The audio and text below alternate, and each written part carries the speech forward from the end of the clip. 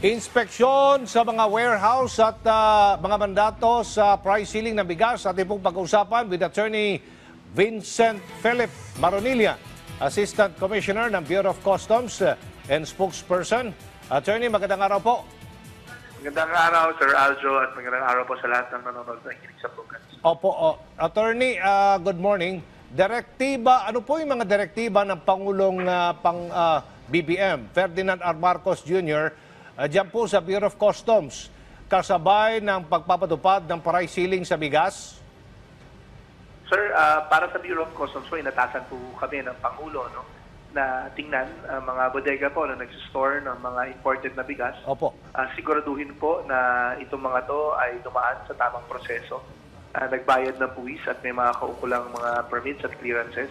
At incidentally, sir, masi-check din po namin kung meron po pag-iipit sa supply ng bigas na maaari maka-apekto po sa presyo niya sa ating merkado. Yung pong mga ginawang surprise inspection ng Customs Bureau kasama si Speaker Romualdez at ni Congressman Erwin Tulfo.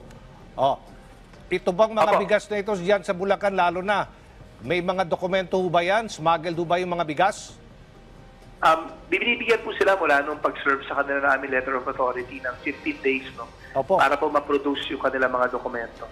Once po na mapatunayan naman nila na itong mga to ay covered ng import permit at kulang na bayaran po ang kanilang mga duties and taxes, agad-agad naman po itong pakakawalan. Ngayon, kung hindi po covered ang mga to at mapatunayan po namin na smuggled ang mga bigas na to, meron pong prosesong dadaanan sa tipo permit po yan para ma-dispose po ng gobyerno. Opo. So, kung walang mga dokumento, yung mga bigas na yan, pwede ho nating ibenta, gamitin, paano po?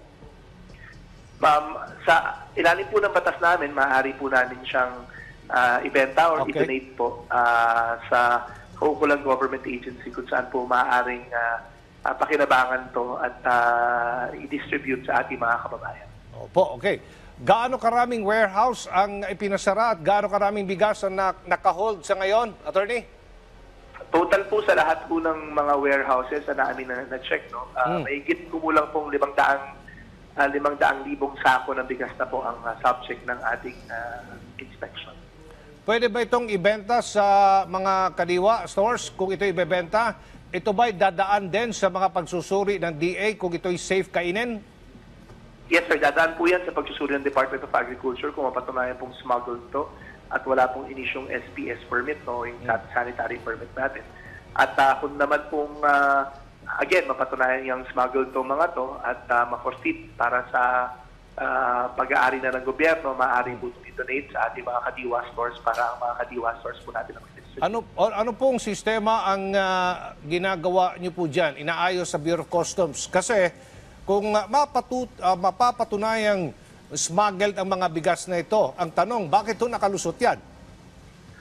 Kasama po yung, kung mapapatunayan po gano'n, kasama po yung sa aming magiging investigasyon, yung backtracking investigation na tinatawag. Para po alamin kung anong scheme ang ginawa para po makapasok sa ating bansa at maiwasan din po maulit-ulit na gamitin ang ganong klaseng paggagawa. Bukod sa pag-raid sa mga warehouse, ano pa ang mga hakbang ngayon ng Customs Bureau upang maayos na ma-implement ito pong executive order ni Pangulong Marcos Jr., lalong-lalo na sa pagpapatupad ng price ceiling sa bigas by September 5? Sir, ngayon meron kami pagpupulong kasama ang aming mga rice importers. Monitor din po namin ang presyo ng pag-aangkat ng mga rice importers at kanilang pagbabayad na buwis para po ma-maintain natin at makita yung kanilang mga landed cost. To make sure na alam nila na itong range po na pricing na binigay ni Pangulo ay kaya po dun sa landed cost na kanilang pinapatupad ngayon. Minomonitor po natin yan para maiwasan po na magdahilan sila na sabihin nila na hindi kaya yung price ceiling when in fact, according to the data of the government, talaga naman pong kaya-kaya yung presyong ibinibigay at sineset ng ating pamahalaan. Opo, okay. Mensahe na lang sa ating mga kababayan, babala. Opo, Attorney Maronilla. Gusto lang po namin manawagan na ito pong hakbang ng pamahalaan, specifically itong inisyo ng ating Pangulo. Pinapatupad po ito para sa kabutihan ng nakakarami. Lalong-lalo na po yung mga ating mga kababayan na araw-araw ay nagtatrabaho ng maigi at umaasang makabili ng reasonabling presyo ng mga staple food natin tulad ng bigas at iba pang basic commodities. So, in-encourage po namin ang ating mga kababayan na makipagtulungan po sa inyong pamahalaan at yung iba naman po na involved sa trading at sa pagbebenta ng bigas na makipagtulungan din po na ma-maintain yung compliance dito sa executive order na to nang hindi naman po maagrabyado yung ating mga consuming public.